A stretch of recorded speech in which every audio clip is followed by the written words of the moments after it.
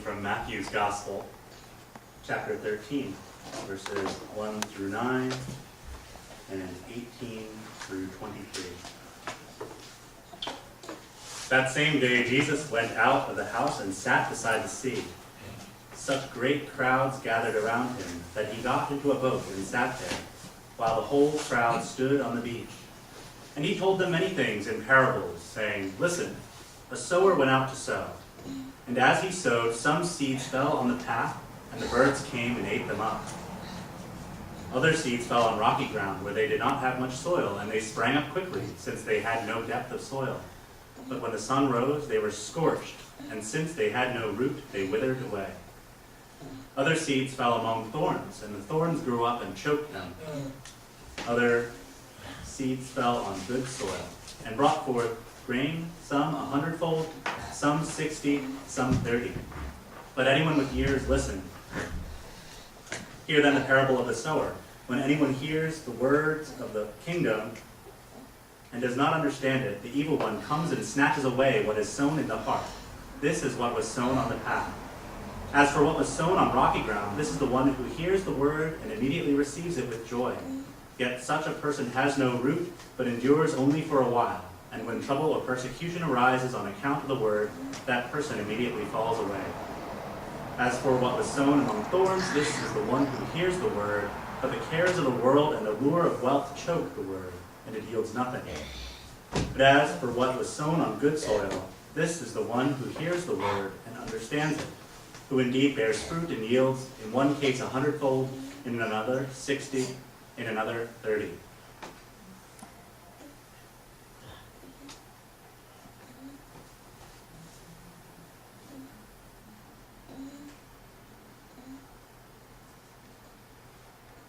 The word of God for the people of God. Thanks be to God.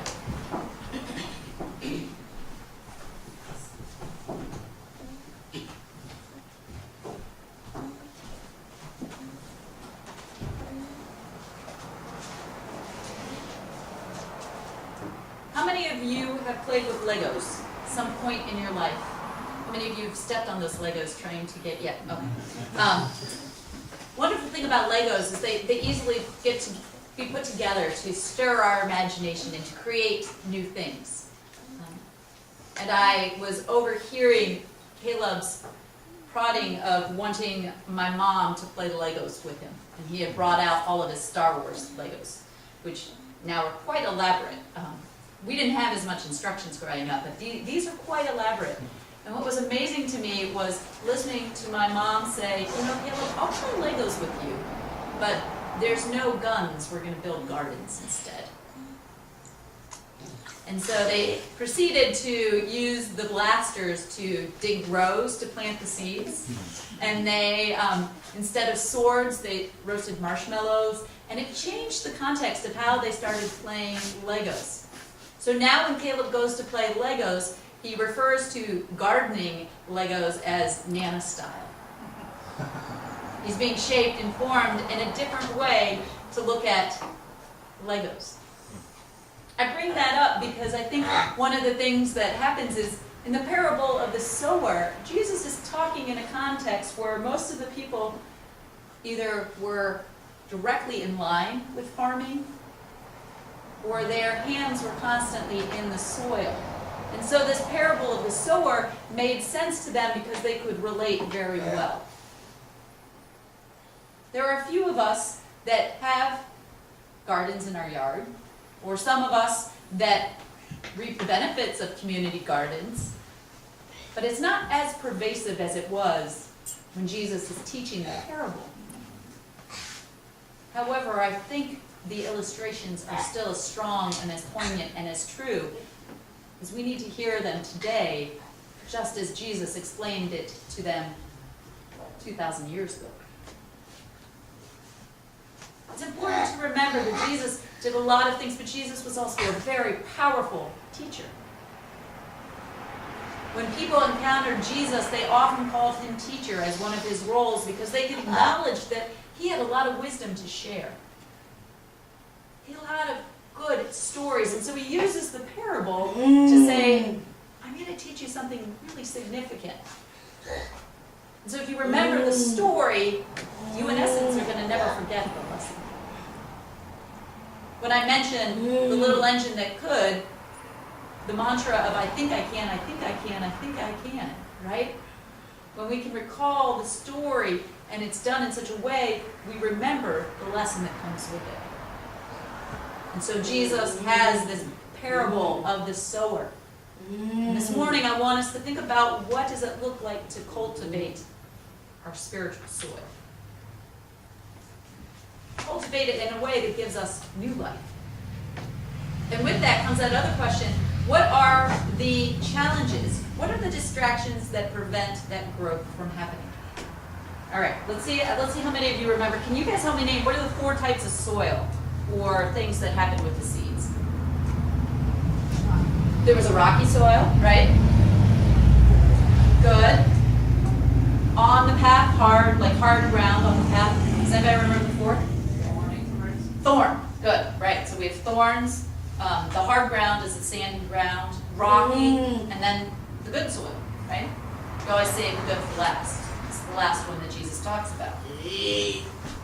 So we're going to flush these out and talk about it so that we can be able to have touch points that relate to our own life. When we talk about the hard soil, the seeds that fall on this path, and the reason why I'm going to have this illustration is when you think of the parable of the sower, if you can imagine different artworks that come, when they would go in Jesus' time and distribute the seeds, they'd have bags, probably not with flowers on them. I found this in the Lost and Found, but they would have bags and they would be throwing multiple seeds at a time. You notice in the parable, it's never a single seed. It's always a group of seeds, right? So the first batch that they throw falls on hard ground. And who eats them? Birds, right? And Jesus goes on later to kind of equate the process of eating the birds to Satan and this snatching up, right? So they don't really even get a chance. The seeds are here and gone, right? They're being snatched away, right? They can't take root because they don't last long enough. So let me ask you this, in our spiritual life, where do you feel like things never get a chance to get beyond that first bit? Where do we see it as hard ground and nothing breaks forth? What I mean by that is when we think about those kind of things, it's not even anywhere close to the soil, right? It's on the path. It's not anywhere near it. The ground is so hard that the seeds just fall.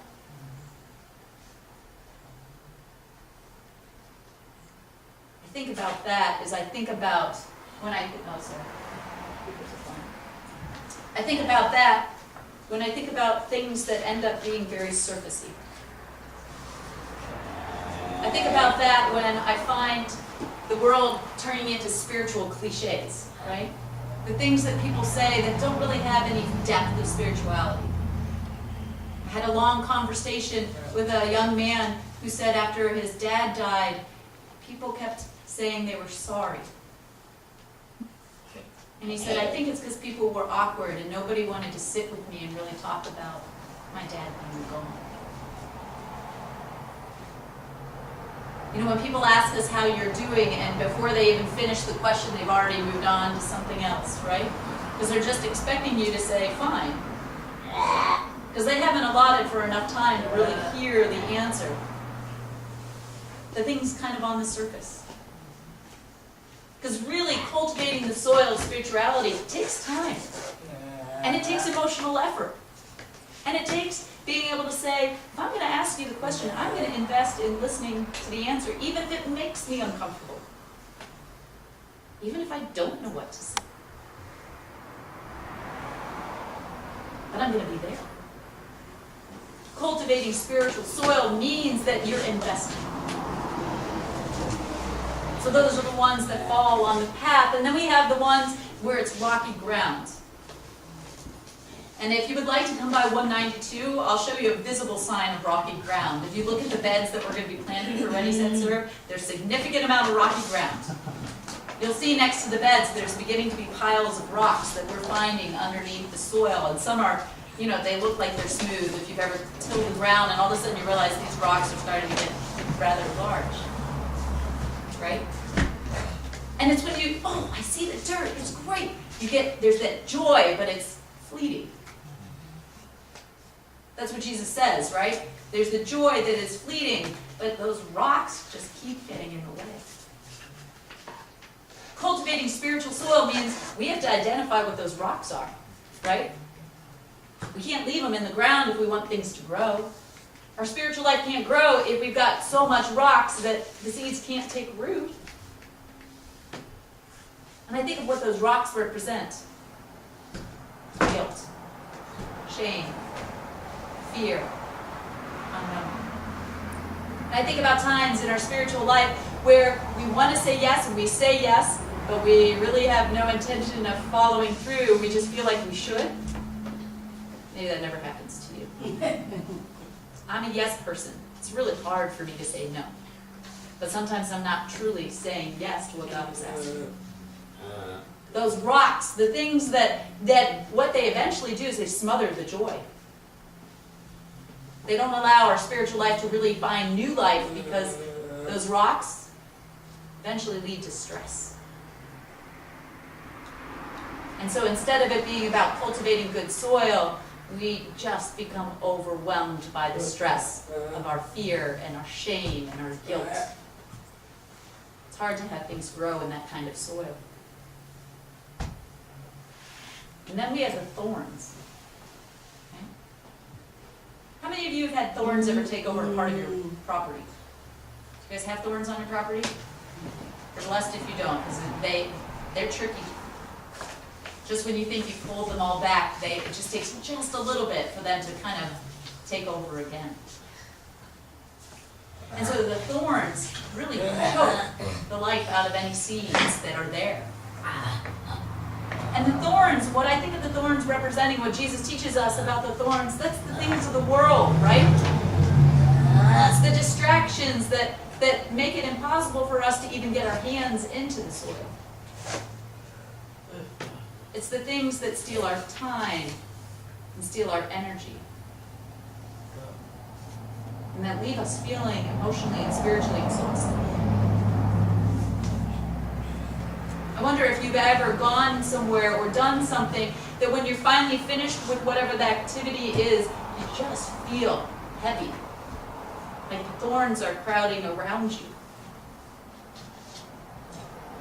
And it's not leading to any spirituality, it just seems to be choking us. What Jesus talks about is the ways of the world and the temptations of money. So what does it look like then to cultivate good soil so that new life comes forth? What does it look like? What does it feel like? Here's the thing, you can't cultivate good soil unless you're willing to get your hands dirty. If you've ever seen farmers, even if they do wear gloves from time to time, their hands are stained with dirt, right? They kind of have that dirtish glow to their hands, right? You can't cultivate good soil without willing to get into it. And what I mean by getting into it is that you can't cultivate good spiritual soil without willing to work at it. Without willing to take time to actively reflect about it. If I don't reflect about my rocks, you know what happens? My rocks start to take over. If I don't keep in check the thorns in my life, the things that are distracting me from what God really wants me to do, boy, those thorns start crawling up my leg, don't they? Part of cultivating good soil and allowing it to grow is that we've got to be intentional. And we've got to be relational. The parable of the sower isn't just about a sower. The seeds are plural. John Wesley puts it this way: there's no personal holiness without social holiness. What that means is we can't do this by ourselves. Our spiritual walk with Jesus Christ has to be directly connected to each other. one strengthens the other to go back to strengthen the other. So the stronger I am spiritually with my own personal relationship with Jesus Christ, the stronger the communal understanding of us living together in love looks like. And that goes back and strengthens my own personal walk. It's a conversation at a connection group that leaves me feeling life-giving. It's a conversation with somebody about Scripture or about what it looks like to live a life deeply embedded in Jesus Christ. That's cultivating spiritual soil. And that gives us life.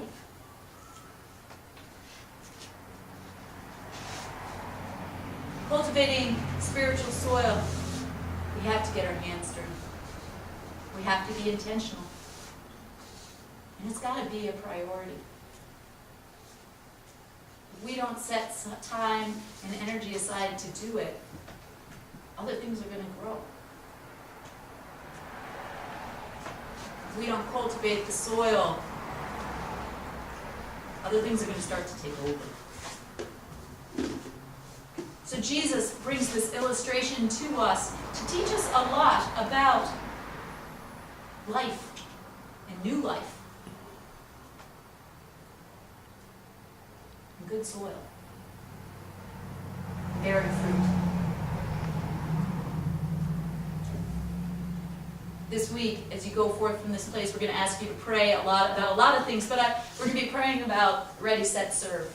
We're going to be praying about what it looks like to put a community garden that's going to be focusing on fruit for the community into the ground.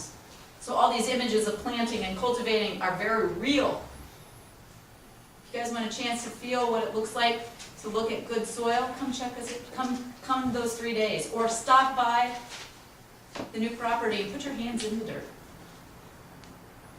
We've got some tomato plants and some other things growing, but there's evidence. And one of the things that was really neat for me is last night I got a chance to take one of the children that's been part of our Friday Night Live program that's coming, and we walked by there, and her eyes got so big, and she's like, there really are things growing here.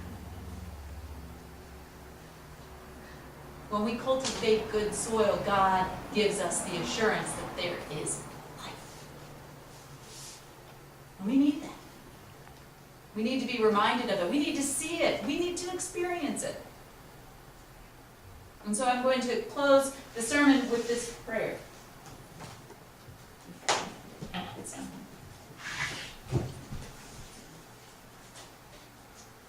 Help us.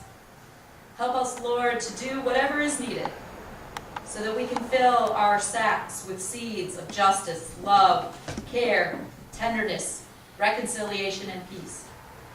Only then will we be able to reap the abundance of life.